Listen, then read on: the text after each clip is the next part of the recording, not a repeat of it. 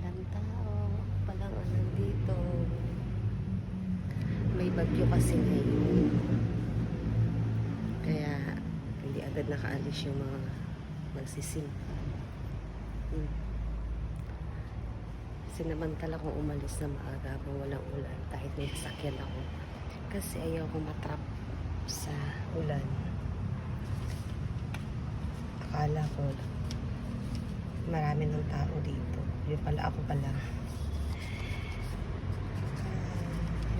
Mag-holy hour kami ngayon kasi Friday.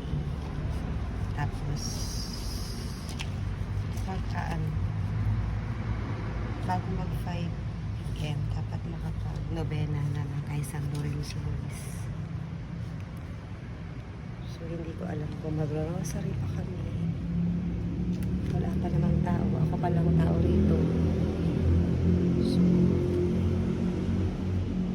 oras ay 4:25 p.m. Ikot-ikot muna tayo. Habang wala pang tao. Ako pa lang tao na rito. Punta muna tayo kay Mama Guada. Nakapag-pray na ako kay Lord Jesus. Ito yung kumpisalan.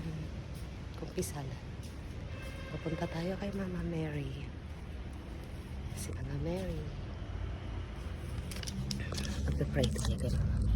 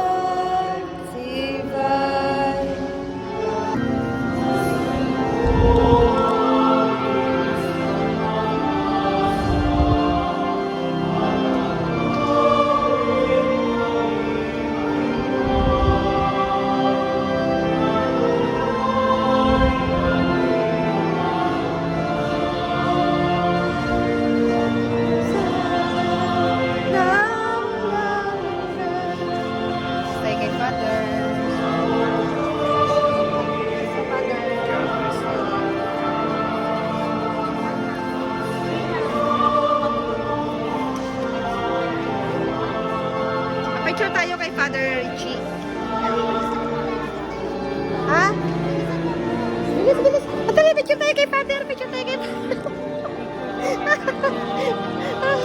Nag-picture tayo kay Sacred Heart. Bye-bye sis. Thank you ha. Bye-bye. Naka-vlog to. Bye-bye. Picture muna tayo. Picture muna tayo. Bye-bye po. Happy birthday. Hinihintay namin si...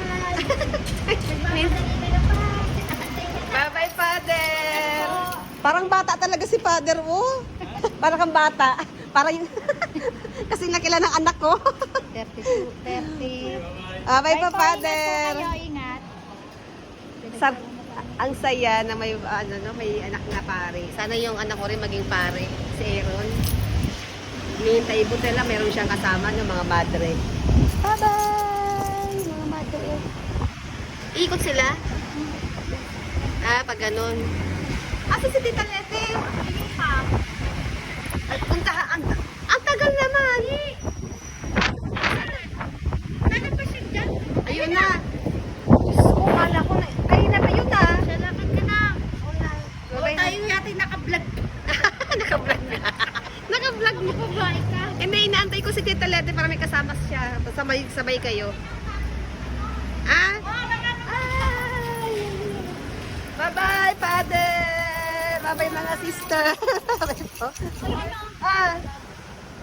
Ano na? Bye-bye na! Bye-bye! Bye-bye! Mababay na din ako.